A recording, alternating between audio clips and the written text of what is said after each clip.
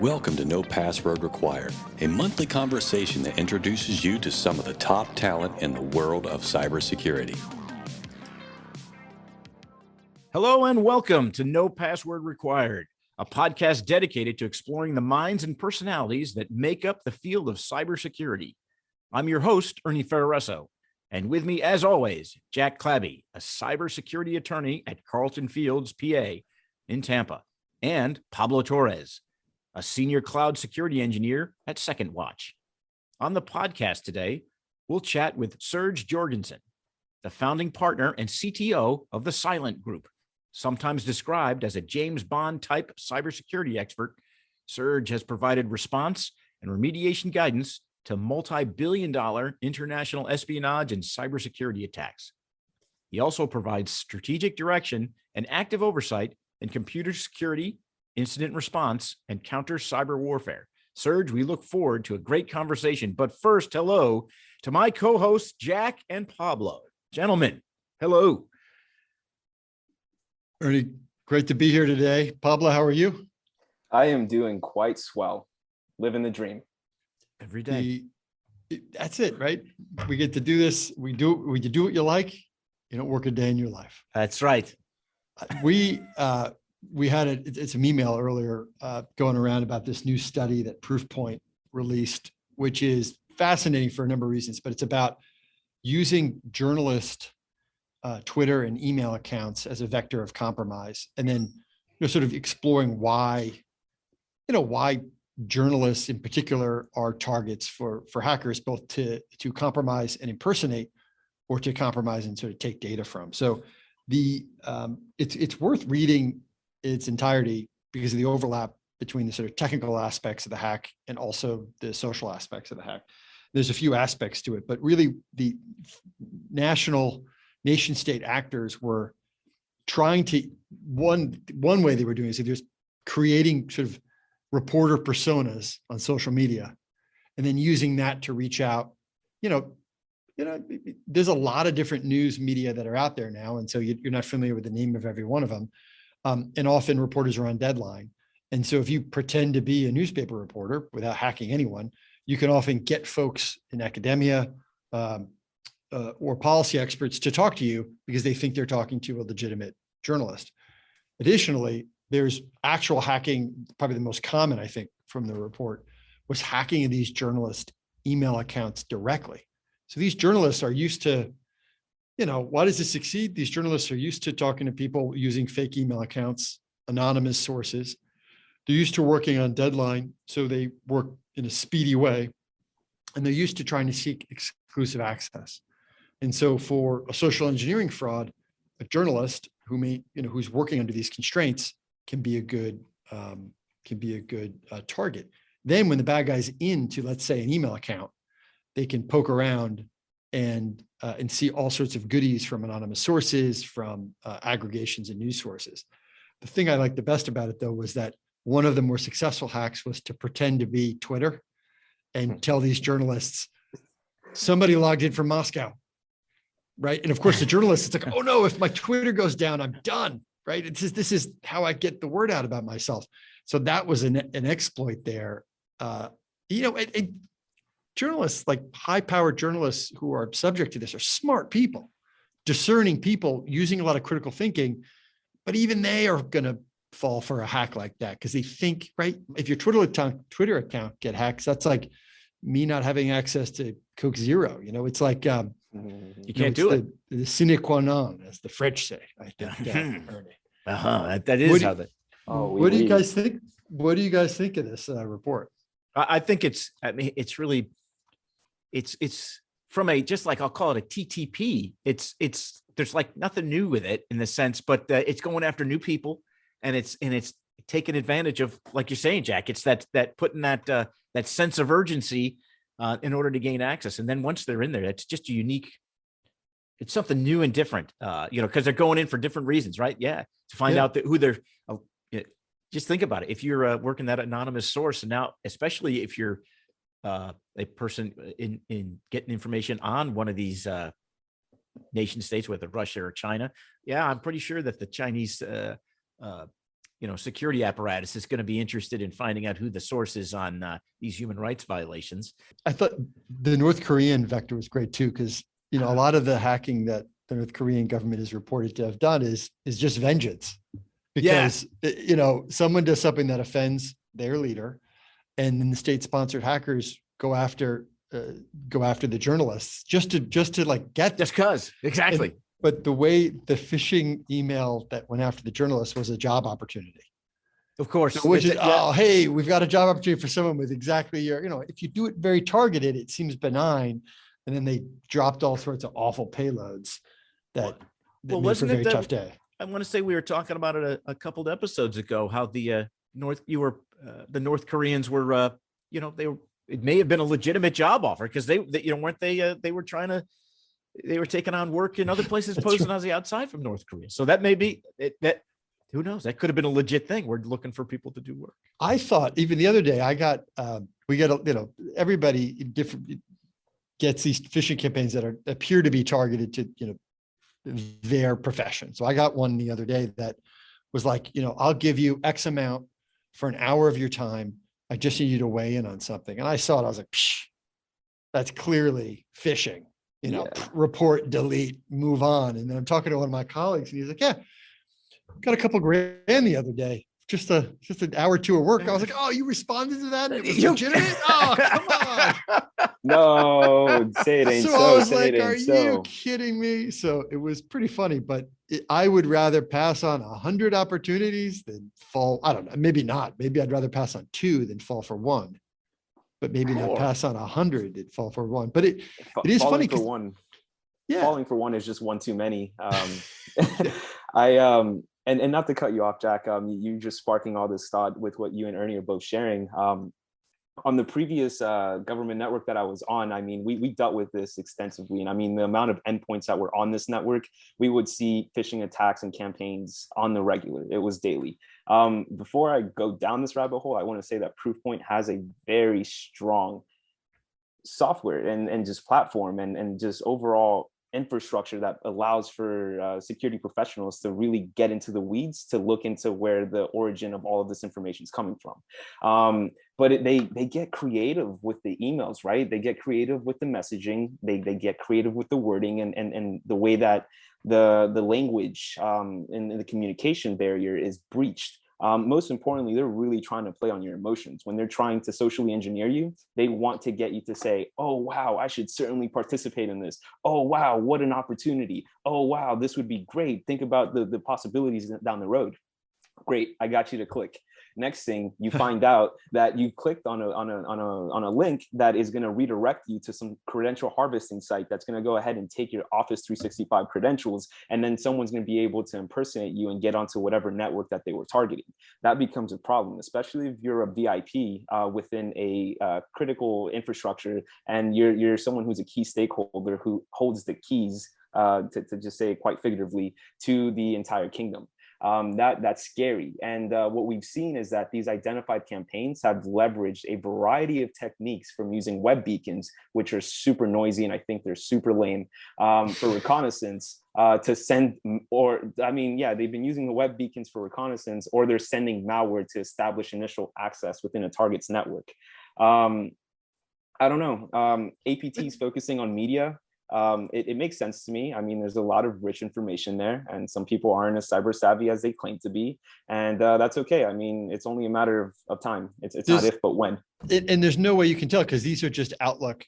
One of the examples is pretty good in there, and it's the Iranian example, where it's just, Metro newspaper. They just, hi, I'm a senior reporter of the Metro newspaper, and I'd like to set up a time to talk to you. It's a benign email. There's no link in it. Mm-hmm. And it's just an Outlook email address that they've provided. And there's no way you could tell if it comes in, if this is legitimate or not. You just, oh, it's an Outlook email address. Like, maybe I know that newspaper doesn't use Outlook, but maybe the person's on a train or something. So it's a real person. It's not automated, right? It's a proper targeted phishing technique with human intelligence as what they want to gather. But you're right. I mean, at the end, the goal is to, like a spy, you're creating a relationship that at a later date they're going to exploit. It might be exploit to harvest credentials and check out what's in the email. It might be exploiting it for purposes of, softer forms of communication, such as influencing the research direction. But it's an example of how sometimes you can just lie, and people believe you. Yeah. And this one goes out there to all of our security leaders who follow the podcast, and all of the respective engineers and investigators who listen. But I really do want to put emphasis on focusing on DKIM and DMARC. So DKIM would be your domain keys within identified mail, and that protocol allows an organization to take responsibility for the messages that are being transmitted. And then DMARC would be domain-based messages and authentication reporting, and that's just going to help you have good control and governance on like how information is going through the wire and authenticating emails. So yeah, make sure that works. And Proofpoint does a very good job at that. They do good jobs at inspecting DKIM and DMARC, and they also work based off of IPs and geolocations. So it's pretty neat. They update their signatures frequently, so they're going to have relevant information when it comes to advanced persistent threats going on a campaign. That's helpful. I feel like you hit DMARC with that advice, Pablo. Nice. Thank you, Jack. And well played, Jack. Well played. And with that said, we're going to take a quick break. And when we return, we're going to talk to Serge about his role in responding to nation state and organized crime attacks against critical infrastructure. Stick around. Looking for more no password required content? Follow us on Twitter, Instagram, Facebook, and LinkedIn at No Password Pod.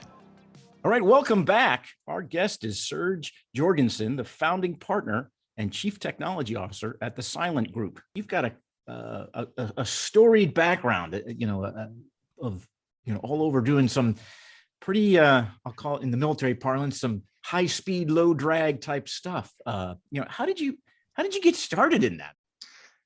So I've always been interested in technology and grew up piecing together systems and programming and playing with computers. After high school, getting into electrical engineering, and went through college as an electrical engineer, and came out and really started looking around for something that would tie all of that together. Started working on some intelligent design, autonomous vehicles. It was artificial intelligence at the time, but it was still a long way away. So from that point, started trying to figure out how I could apply my knowledge and background to different fields, and settled on cybersecurity as something that was evolving at the time. And then I was a professional sailor at the time as well. From that point, started into Sylint. Do you find any parallels between the interest in professional sailing and then in the interest in cybersecurity, or are they different parts of your brain that are operating when you're doing those two things? Both are very much about solving problems. And I think one of the things that makes me and makes Sylint successful from the cybersecurity side is keeping it real, keeping it actionable. I can tell you about sailing theory all day long, but when you're surfing down the back of a 25-foot wave in the middle of the Atlantic at 2:00 in the morning, theory's out the window. It's got to be actionable. Apply it right now. And same thing when you're dealing with an ongoing nation state attack against critical infrastructure. You don't have time to go back and assess, okay, where's the book on NIST compliance and what should we be doing? It's very much about how do I contain the scenario, contain the situation, and start responding. We sometimes talk to folks who come out of like a accounting background and get into cybersecurity, or programmers who get into cybersecurity. But you came from the electrical engineering, sort of the like hardware side of things. Does that give you a different perspective, do you think, compared to others in the field? I think so, very much. It tends to, again, be very applied, and also understanding how things work from a technology perspective has always served us well in figuring out the evolution of cyber, and understanding that whole concept of security by design starts with the systems, and starts with whether it's electrical impulses or whatever. Interesting also I mentioned some of that autonomous vehicle. So certainly I've done a lot of coding over the years and a lot of application development, and blending those two together really helps with the understanding of cybersecurity. So when you talk about machine learning, that's kind of a buzzword nowadays, right? And machine learning, it's going to save us all. I'd just be interested. You've been in in this space for a long time. You've seen where it's come from. You see where it is. What's the real story behind it? Are we talking? Is Elon Musk right that the Terminators are going to take over in the next 5 years, or is it something a little bit Siri's going to be still in your pocket in 5 years, something along those lines? I don't know if it's going to save us all or kill us all, but certainly it will be interesting. The application of machine learning and artificial intelligence, we're starting to get there of people really not being able to tell the difference between that machine that's learning or guessing and that intelligence that's actually applying thought to, or applying a very, very large algorithm to a problem. And so what's the difference between a human that's really been learning over 20 years and takes 20 years of experience and applies that to a problem, and a computer that is learning over a long period of time and applying that? I think so far, one of the big distinctions is that all of those systems do well when they're applied to one particular thing. But good luck getting your Tesla to figure out how to solve a cybersecurity problem. Yeah. And good luck having your cybersecurity AI tool or whatever figure out how to drive a car. So when we can't correlate experiences like that, then the solutions are always going to be limited. So from a perspective of, will we have a Terminator and will come kill us? I think everything's going to be very point driven. There are some questions right now when you look at from a warfighter perspective and you introduce artificial intelligence or machine learning in there. US is still pretty firm about having a human in the mix and having that, okay, I give you the authority to fire at this target that you're showing me. But other countries aren't necessarily following that line. And so we may see some interesting weapon systems and technologies like that. It has changed over the years. When I was looking at machine learning and artificial intelligence in the 90s, we just didn't have the processor power or the memory capacity to really build it out and develop it. Now all of that stuff has shrunk significantly, so it's becoming more and more practical and more functional. Along those same lines, you just got me thinking about that. You mentioned processor power.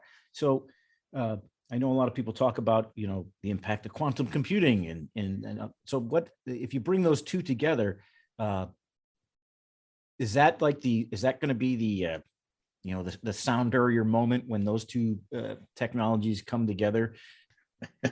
Yeah, it's Sneakers, right? Was that old movie where they had? That's right. That's right. I think as computers are getting faster and faster, it's certainly providing new opportunities for both protection and, unfortunately, offensive actions as well. Yeah. Let's look for a moment at proxy shell, exchange proxy shell, which was an issue, zero-day attack a couple of years ago, and it provided unauthenticated access to mail servers. Mm-hmm. So if you had a mail server that was facing the internet, somebody didn't need usernames and passwords, get right in, and basically could dump the mail off of that mail server. From a threat perspective, a lot of organized crime victims, we saw organized crime would get in there and use that to launch ransomware or whatever. We saw some nation state activity where very focused and directed attacks of Chinese, Russians getting into embassies and different targets, different agencies that they would go after. But we did see something really interesting. And certainly if you extend the concept and make some connections, it can be scary.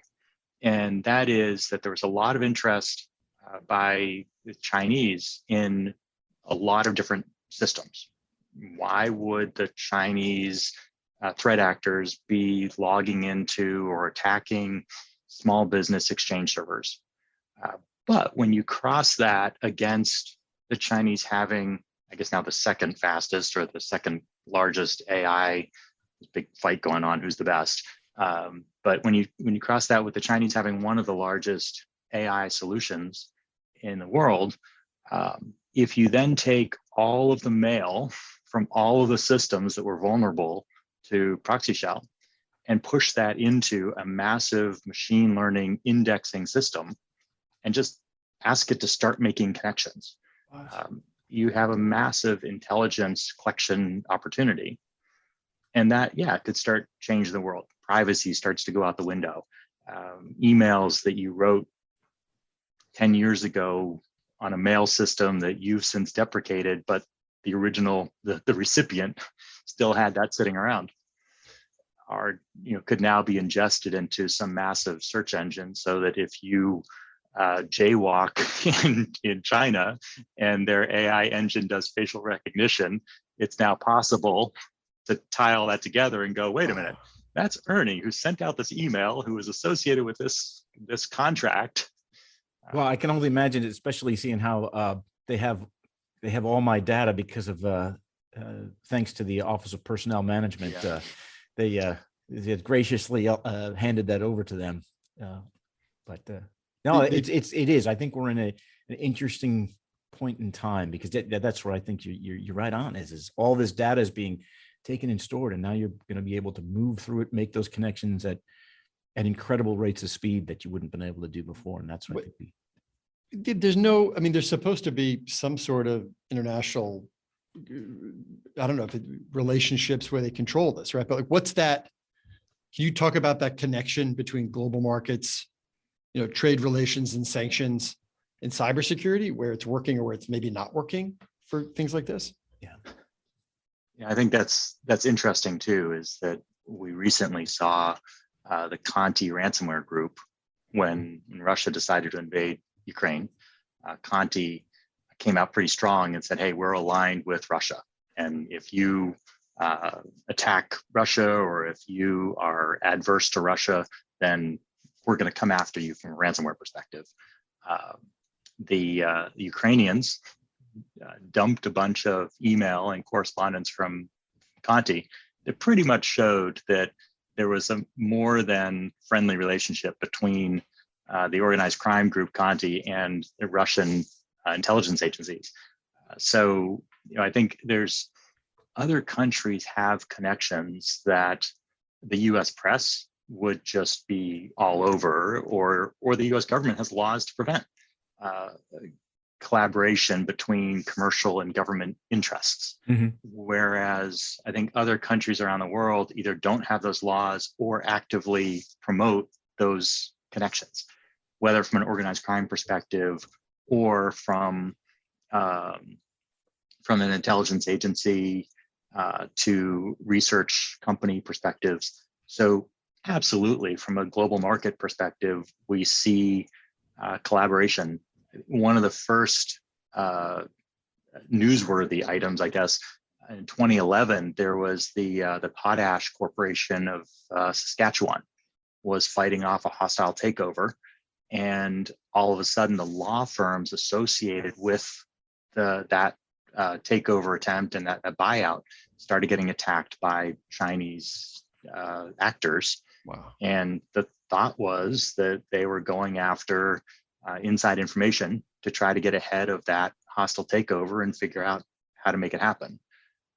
Certainly something that we've seen over the years, certainly as early as the last few months, where trade negotiations might be going on, levying trade sanctions, and we see an uptick in nation state actor attacks against either the government agency or the industry leaders that would be involved in those trade sanctions. where they're trying to collect information.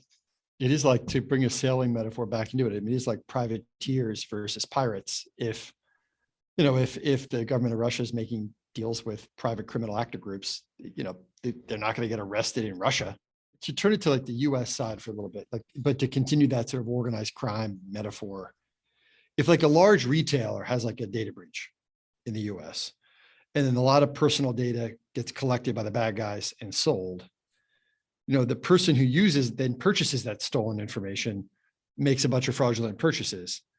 But where is US law doing the right? You think doing the efficient thing there? I mean, you've got the hacker, then the person who buys the fenced goods and then uses it to commit the fraud.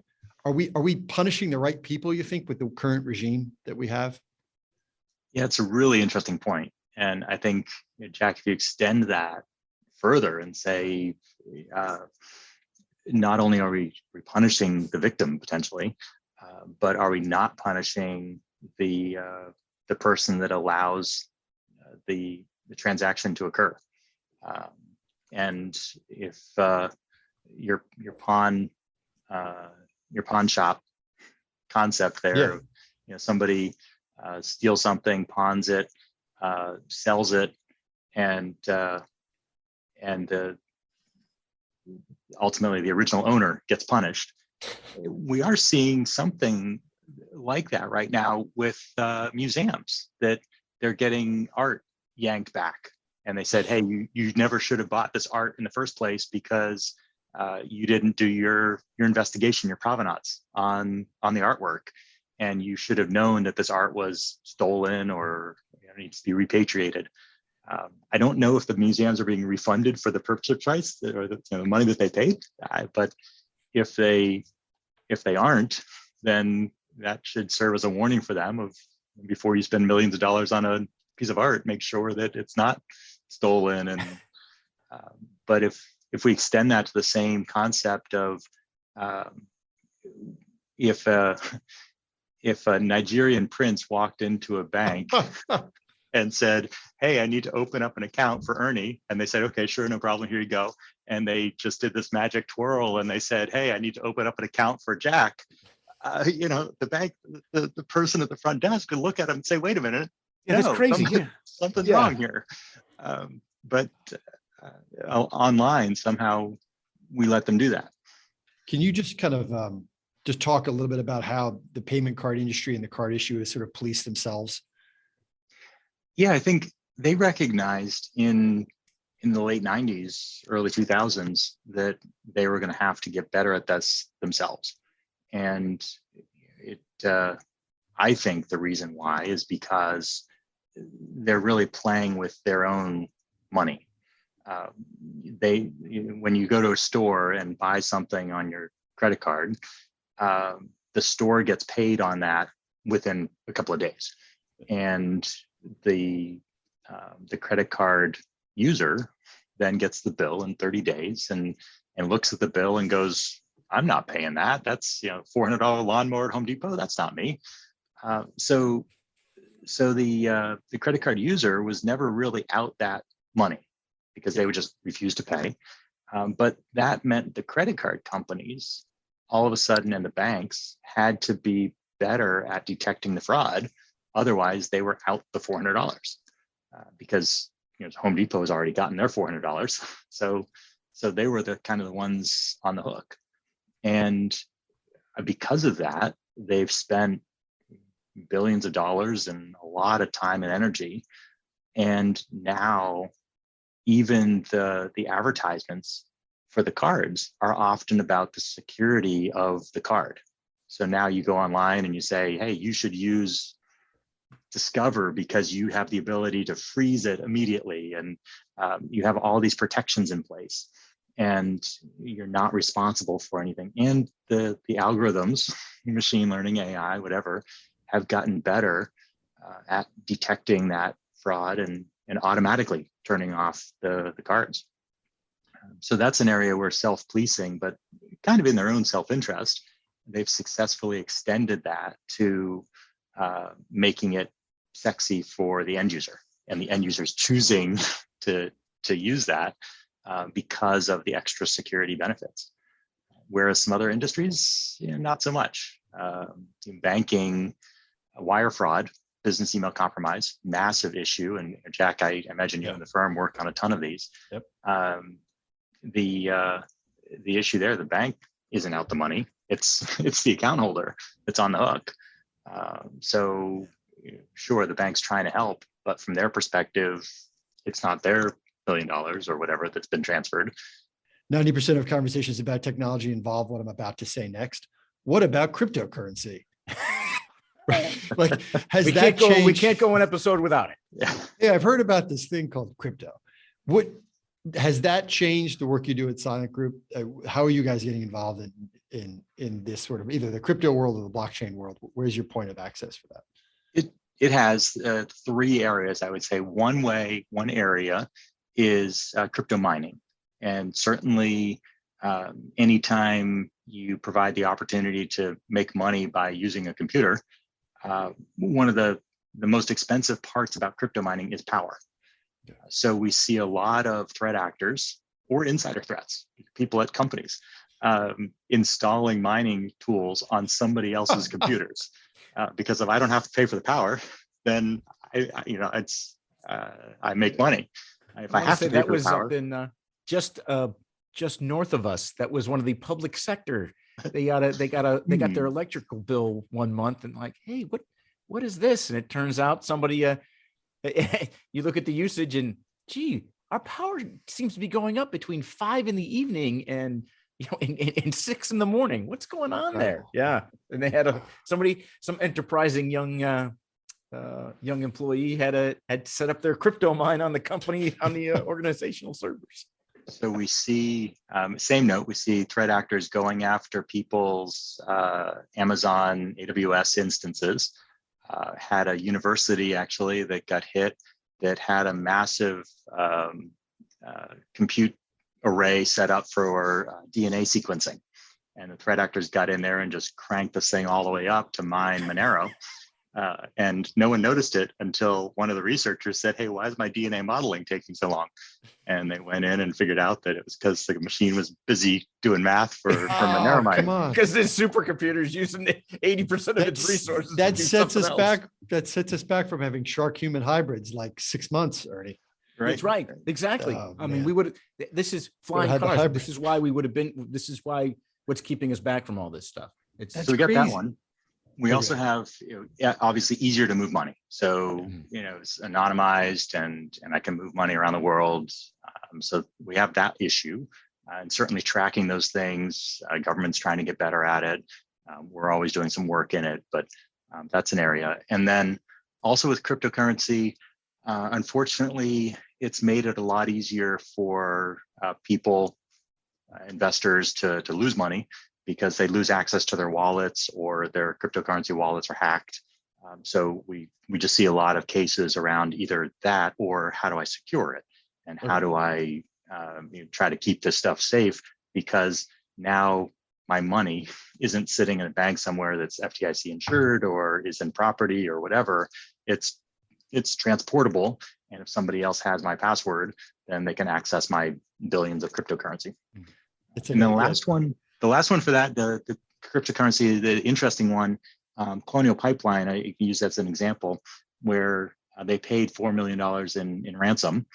And the FBI, for whatever reason, decided that they were going to use that as an example of their skill or breadth of reach. And they pulled it back out of the cryptocurrency wallets and gave it back to Colonial Pipeline. In the meantime, though, the cryptocurrency had lost half its value. So they paid $4 million and got back $2 million, mostly because the cryptocurrency had devalued in that time frame. So that's the other piece that we see a bit of is those questions of investment and movement and growth and the value.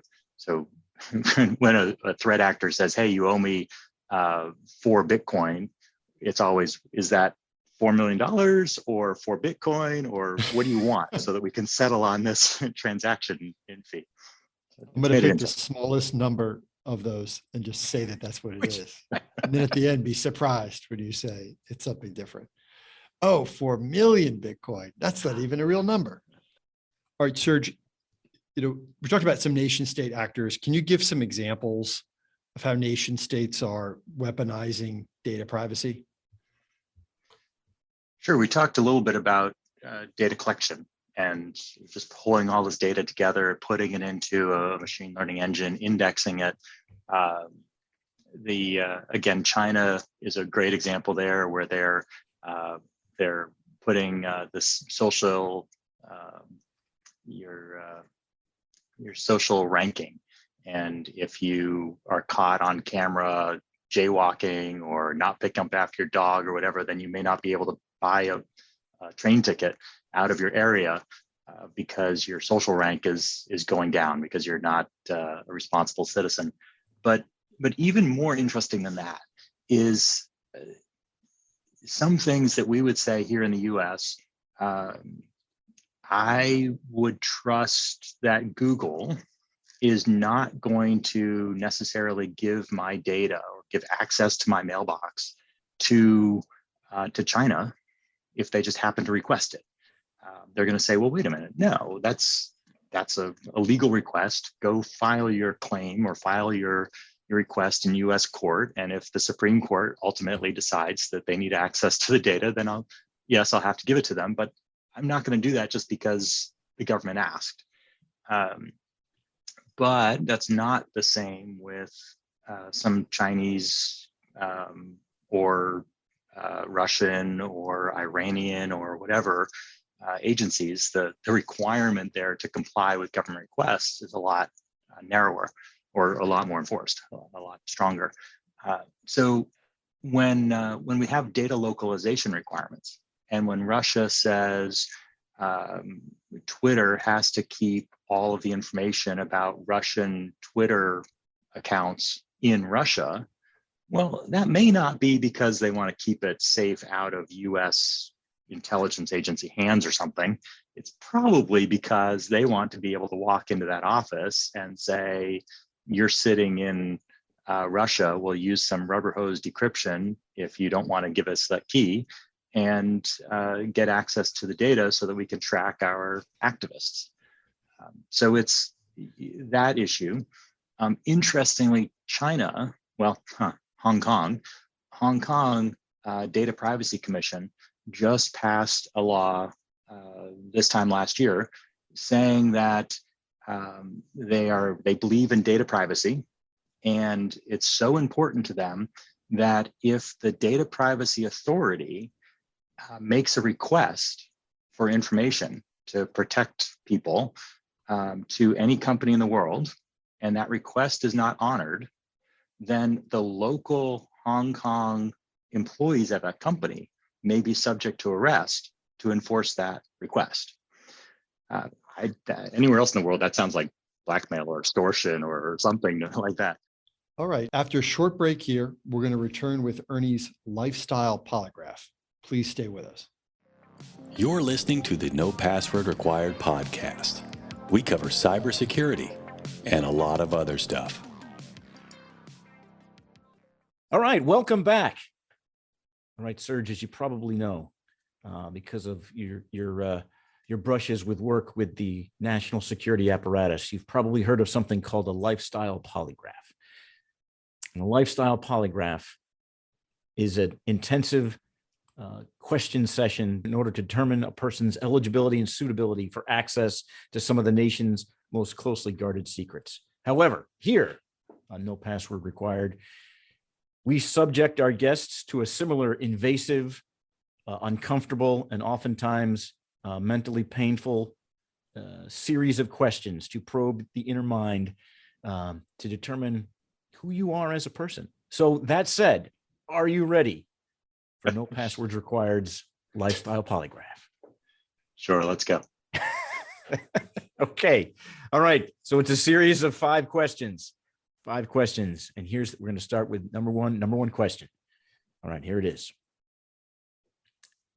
How did being curious manifest itself when you were a kid?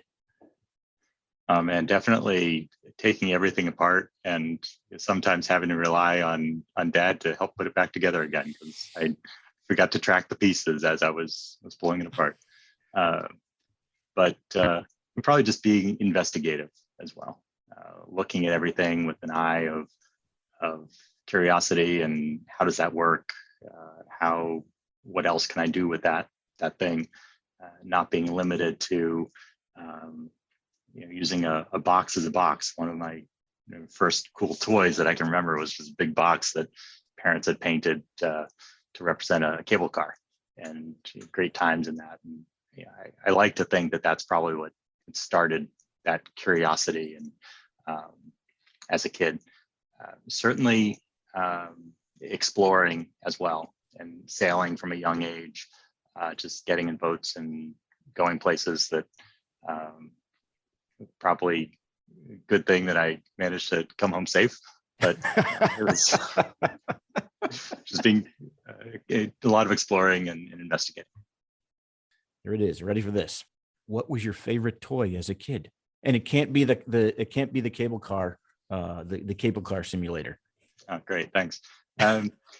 Probably a metal tractor with a backhoe that I just love playing with and digging in the backyard, and then dragging back up flights of stairs to put it away again. But Was this an all metal toy, or did this have lots of plastic in it? No, it was all metal, which probably starts to put a time frame and date me a little bit. But all metal, heavy as heck for one of those Tonka trucks. Yeah, exactly. Yeah, and that I remember those were cool because it had you could manipulate the actual backhoe. It was hinged and articulated in the same way that it acted like a real one. So it was cool to have one of those. And my parents claimed that they could hear me coming up the stairs because I would just do on clunk, clunk, clunk as it's coming up the stairs behind. Serge, do you remember the first computer keyboard that you put your fingers on? Do you remember the first time you sat in front of a terminal with a blinking cursor and got to do stuff on it? That was a TI 95, maybe. What we would think is a calculator. Yeah. Oh, I know exactly what you're talking about. The magnetic strip reader at the top of it. And you could run the magnetic strips through and code them and play games on them. So it was, and then beyond that, it's everything else that we've seen. Best computer in the world. Yeah, but it sometimes defines relationships with computers going forward. But some of those calculators, then it became graphing calculators, and you could program in some of those too. And, little games people had that they traded on them. I think a lot of people learned on those, which is kind of cool. All right, here we go. Number 3. When you have spare time, do you search out activities that involve problem solving? Yes. And some of those are very much in my face. I would say, being married and bringing up kids is certainly problem solving enough, but certainly sailing is great for that, and some of my my non-computer activities. But I think it's a source of irritation sometimes for people around me that cybersecurity and this field is so interesting and fascinating that sometimes that when I have spare time, the problem solving is, okay, we have this new attack vector, we have this new attack technique. How are we going to develop a defense against it? Or let's sit down and figure out what is coming next and what some upcoming attack vectors might be. So even that problem solving in spare time tends to be just so much fun and such a challenge. Sure. Just kind of coming off that, I've always just wondered this. I'm going to take the opportunity to ask this question. With all that and all the intelligence that you gather on a real-time basis and all the profits you see the bad guys making, how do you stay on the good guy side? Aren't you ever tempted, pull a Lex Luthor? No. Okay. It's more frustrating than anything else, but never had any temptation that way. Okay, that's good. Are you referring to Superman 3? Was that the Lex Luthor one? That was the one with Richard Pryor in it, I think. Using the skills for good. That's right. It's true. You can sleep well at night. yeah, that's the thing. You can sleep well at night. Okay, here we go. Oh, this is a good one. Here we go. What is your go-to meal when you're pulling long hours at the office? What is your go-to meal? It's got to be coffee and cold pizza. Coffee and cold pizza. And I'm going to go, and we got to, what type of pizza? You say deep dish and you may get struck by lightning. You know, I'm just saying. I would say long hours in the office. I would say either whatever's open or whatever in the refrigerator. I like it. So Okay, available. That's you can't get picky. It's just I was watching TV a couple days ago with my son, and it was a commercial. He's 11 years old. There's a commercial on for deep dish pizza. And I guess he had never heard of deep dish pizza, or we hadn't had a conversation about it. And he's like trying to sell me. He's like, hey, see that pizza there? Looks pretty good. That deep dish pizza looks pretty good. So we have to get deep dish pizza this weekend. But it's like, could you imagine there was a time when as a child, all of us didn't know what deep dish pizza was. And then you learn about it, and then there's no going back from learning. Yeah, you're right. You're right. And then of course, you have the potential of it being, a civil war, families destroyed between deep dish, New York style. It just, these are the thorny issues that we deal with here in the 21st century. What type of pizza? Brother against brother. I like it, Serge, too, that you're not picking like a handful of, quinoa seeds and an organic fruit juice. Like you're kind of old school. Like, I'm gonna take pizza and the worst coffee you have. That's right. Is this coffee fresh? No, I'll take it then. If I were to put a flower in this coffee right now, the flower would die immediately. That's the kind of coffee I like. Okay, we're gonna go on to number 5. Here it is. Lifestyle polygraph. Number 5. Can you talk more about your more than a decade of experience coaching sailing at the Paralympic Games? Doing your homework. So I, as I was going through school, was looking for something else to do, and was getting involved more and more in sailing, and was approached by one of the Paralympic sailing teams. So Paralympic sailing for people with physical disabilities, so amputees, paraplegics, quadriplegics, and I ended up coaching the 1996 Paralympic Games in Atlanta, and then again in Sydney, and then again in Greece, and ended up running the International Federation for the Games in China.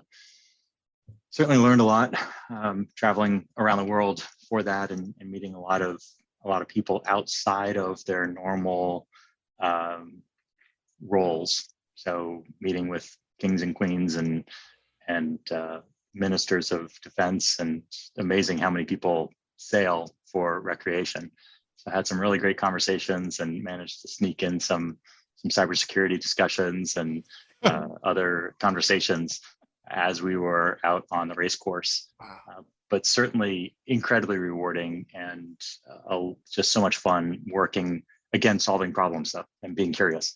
Because if you've got somebody that you're sailing with, or you're coaching sailing, and they can't move their legs, or they can, their entire way of moving the boat is sipping and puffing through a straw, then the engineering that has to go into solving those problems is very similar to some of the solutions and problems we come up with in the digital world, but it kept it very real.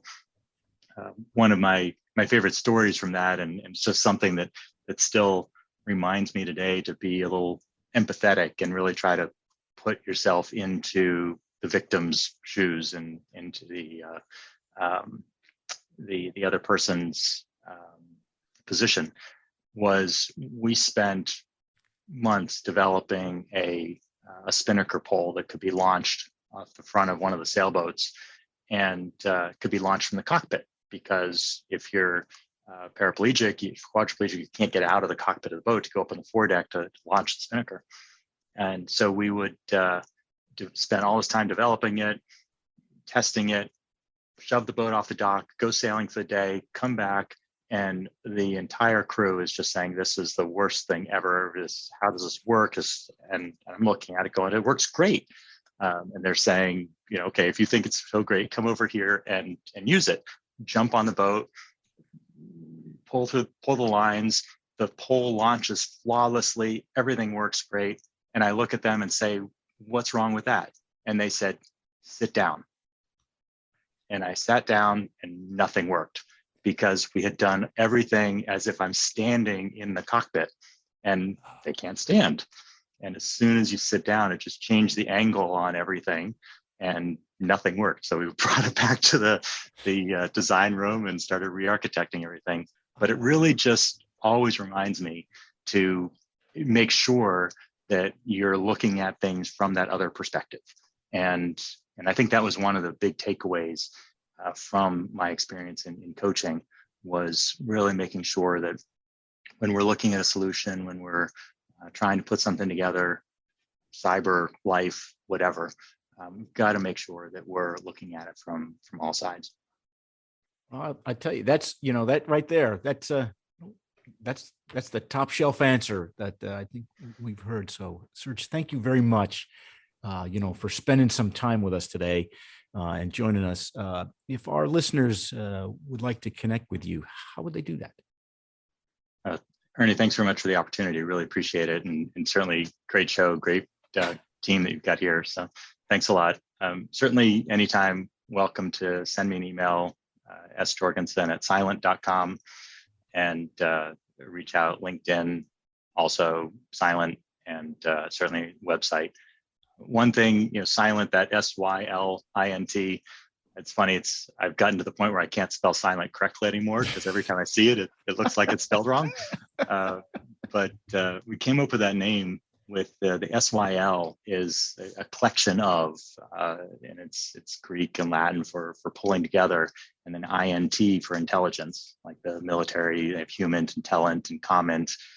So SYL, INT for us is really that collection of intelligence. So happy to talk.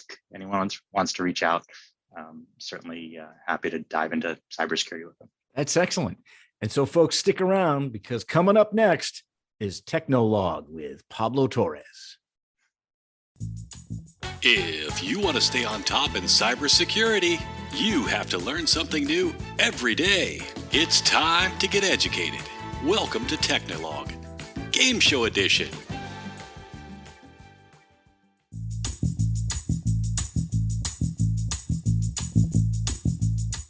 Welcome to Technologue, Game Show Edition. I'm your host, Pablo Torres.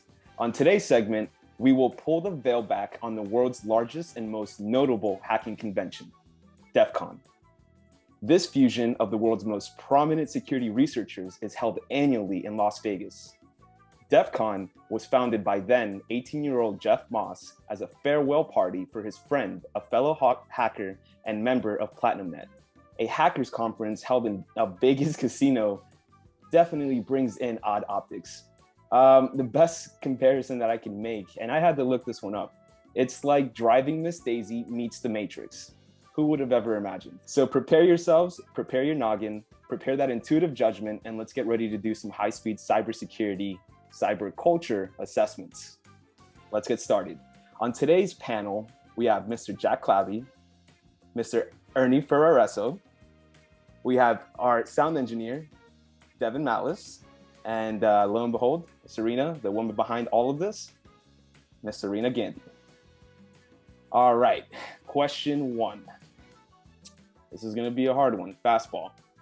What year did DEF CON founder Jeff Moss host the first hacker meetup in Las Vegas? Serena, we'll start with you. My guess is 1980. All right. Mr. Clabby? We'll go with 1998. Okay. Ernie? I'm going to go 96. Oh, wow.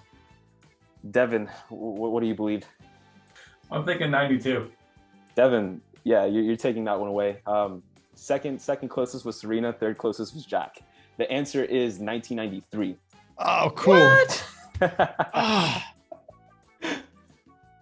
On point. Jeez. Oh, yeah. Let's go, Devin. Man, out of On nowhere. point, Devin. That's I know. beginner's luck, first timer's luck. Hey, he's a sleeper. He's in there. So, fun fact: That's how it the works. term DEF CON comes from the movie War Games, and it's referencing the U.S. Armed Forces Defense Readiness Condition, also known as DEF CON.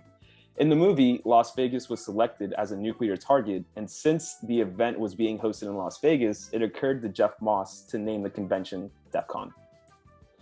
Question number 2, and we'll start off with Mr. Clabby.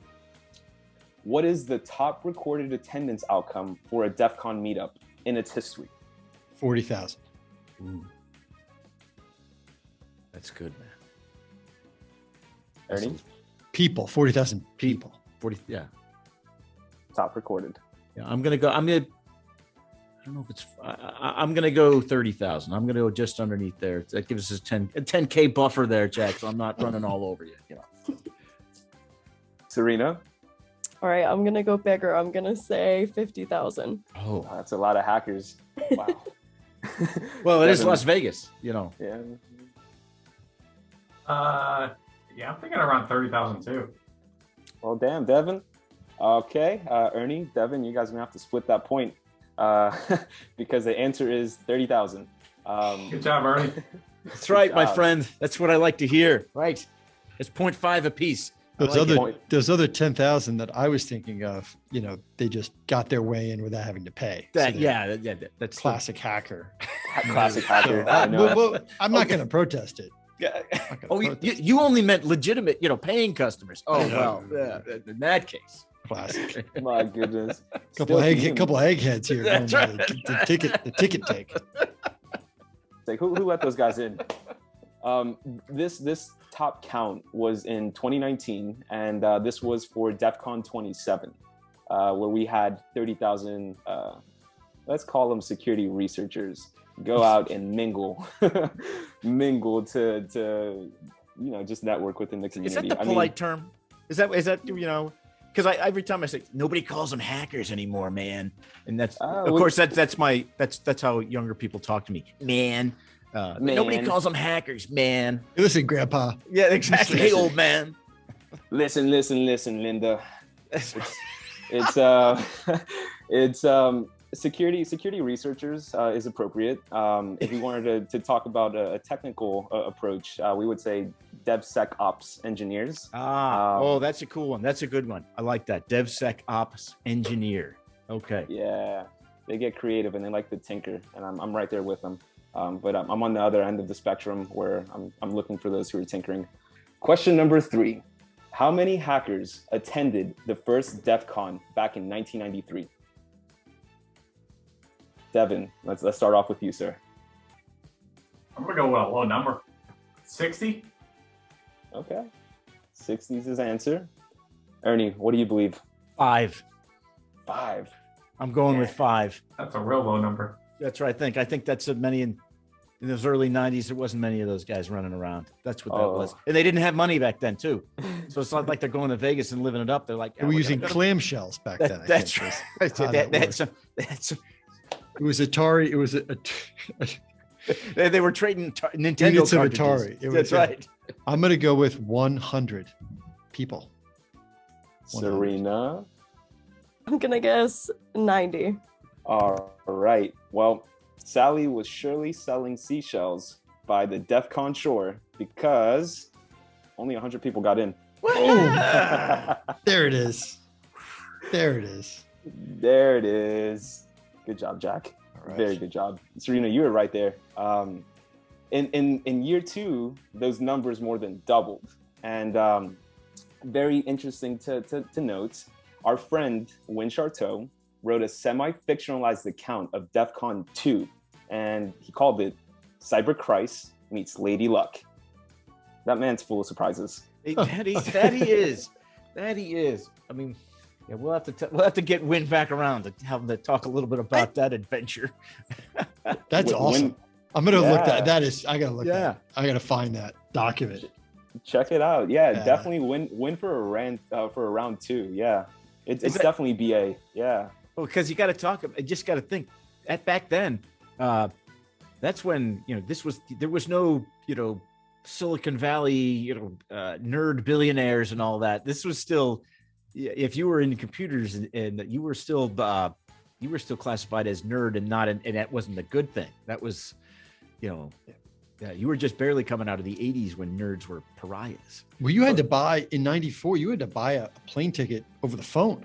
I mean, we weren't, I don't know if there was even the internet for buying a plane ticket. I mean, you want to go to Las Vegas, you got to plan. It's not like, oh, let's see what Southwest has and hop on a plane. All righty, ladies and gentlemen. Question number 4. This is a fun one. How much prize money was awarded to the team that won the 2021 DEF CON Hack-A-Sat competition? So before you answer that, the Hack-A-Sat competition is where they hacked into the Air Force's satellite. So that was the challenge. So to give you a little background on that. All right, back to you, Pablo. Thank you.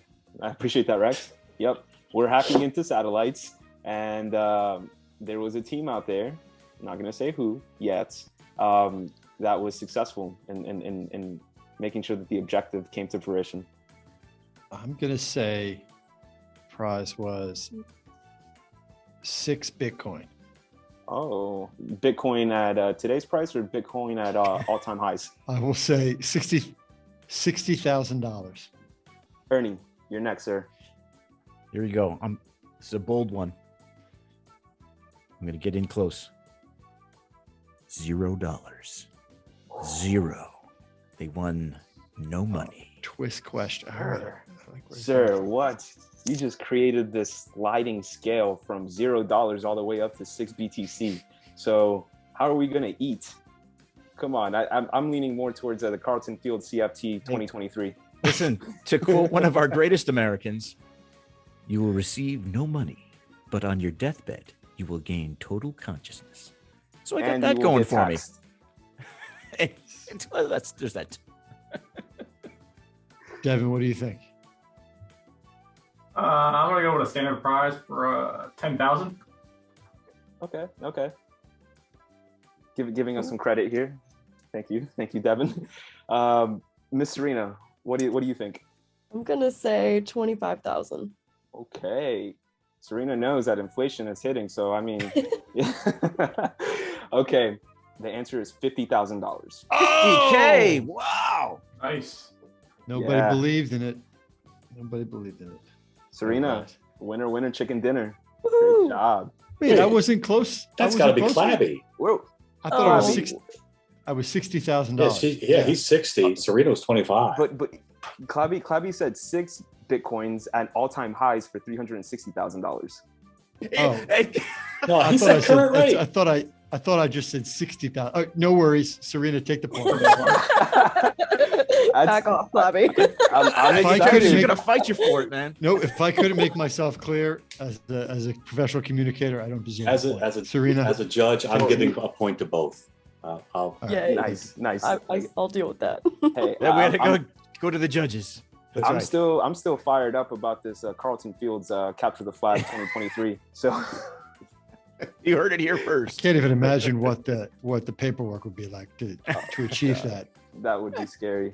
Fun fact about the $50,000 grand prize: over 1,000 teams participated in a qualification event. The 8 highest scoring teams moved on to the final satellite hacking competition, of which the team Solar Wine, as in the cork, the wine cork, a team of individuals from Belgium, France, Switzerland, and Martus. I butchered that one.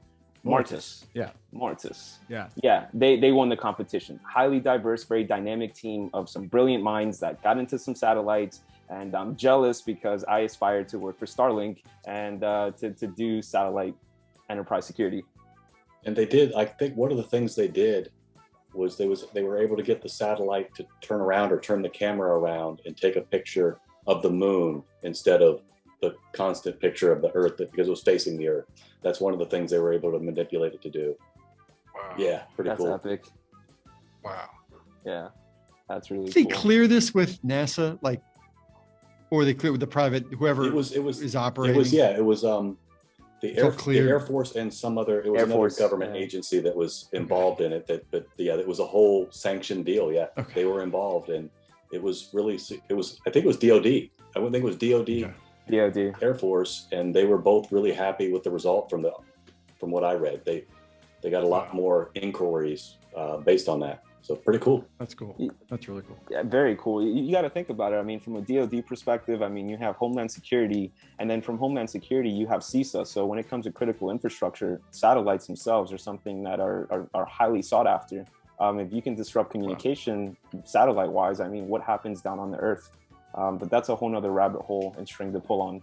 But yeah, DoD, HSI, CISA. Wow.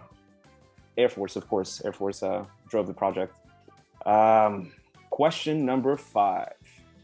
Chris Kubeka, the founder and CEO of HIPAASEC, is the 2022 DEF CON keynote speaker. How many Twitter followers do you think she has? Devin, I'm curious to hear your answer. Let's go with 1 million. Oh. Serena? I'm gonna say 57,000. All right. Mr. Ernie? 563,202. Man, all of you guys need to get into the social media game and start helping build some brands. Mr. Jack? I'm going to go with the equivalent of 6 Bitcoins. Well played. Well played, No, sir. I'm going to say, everyone, I want to make my guess quite clear. It is going to be 115,000. 115,000. Oh, man, all I'm thinking about is Bitcoin, and we're talking about Twitter followers. This is how you got to be able to think when you're on this show. You got to be able to make all those connections. Just I runs all know. together. I'm being pulled in so many different directions in my mind right now. The answer, 23,032 followers. That's right. Mhm. Yes. Serena with the win. With the point. Serena has that intuition. Fun fact about Chris. So Chris Kubeka is an American computer security researcher and a cyber warfare specialist. In 2012, she was responsible for getting a Saudi Aramco network back up and running after it was hit by one of the world's most devastating cyber attacks, Shamoon. Just a little background on that cyber attack itself. I think it's important to note that the damage that it caused, it was severely extensive. I mean, the kingdom's oil giant found itself hit by the so-called Shamoon computer virus, which deleted hard drives, and it displayed a picture of a burning American flags. And that attack forced Aramco to shut down its network and destroy over 30,000 computers. So think about, I mean, for them, maybe the operational expenditure and capital expenditure was nominal, but still that would destroy other enterprises. Yeah, I want to say that was the thing. It was one of the first incidents where it was actually like causing physical damage and destruction to the actual system. So it was a pretty big deal. That concludes our Technologue Game Show edition. And that brings us to the end of our program. Thank you so much for joining us. First and foremost, I have to thank my co-hosts, Jack Clabby and Pablo Torres. And also a special thanks to our guest, Serge Jorgensen. He's out there on the helm of our ships, helping us sail through the cyber ocean and reminding us that it's important to take other people's perspective as we're going forward. So now, just remember to rate, review, and subscribe to the No Password Required podcast. You can find us on social media at No Password Pod, and send your questions or comments to info@nopasswordpodcast.com. And if you'd like some show swag, just ask, and we'll hook you up.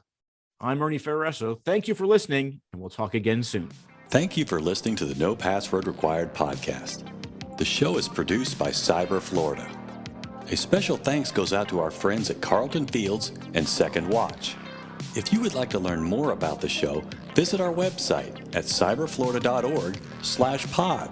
And if you still need more show content, check out our social media at No Password Pod.